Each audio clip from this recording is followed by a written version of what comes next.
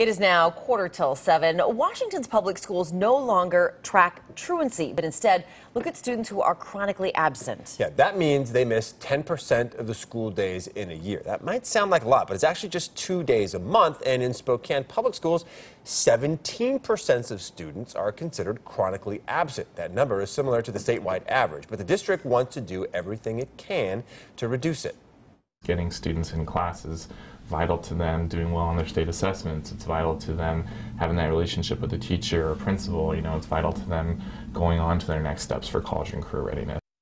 When a teacher notices a student missing an abnormal amount of class, the school will step in with things like a letter to the parents, individual meetings, and sometimes disciplinary action. But a call home and a slap on the wrist aren't always enough to make a change in a child's life. That's why Spokane Public Schools is looking into overhauling how they deal with attendance issues. Right now, the district is in the planning phase as leaders try to decide where to put resources to best reach kids with barriers that stop them from coming to class. Our Kelsie Morgan has the story of a young man and his teacher who might just have the answers the district is looking for.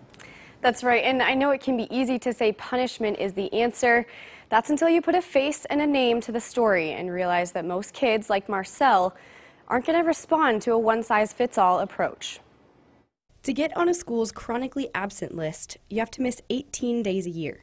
As a junior at Shadle High School last year, Marcel Rodriguez skipped 192 periods. That's 32 full days. My mental, saying was just I don't care at all. Whether it was going to a friend's house or just walking home, it sounded better than being here, and it showed. I had at least 3 Fs. I felt like everybody else knew what was going on, and I was just behind. Finally, Mrs. Poindexter stepped in. I would go check each class to make sure he was there, and if he wasn't, I would email his grandmother, Valerie. She said, would you please take him under your wing and look out for him? Mrs. P knew punishment alone wasn't going to work, so she and Marcel's other teachers made it personal. We would kind of tag team Marcel.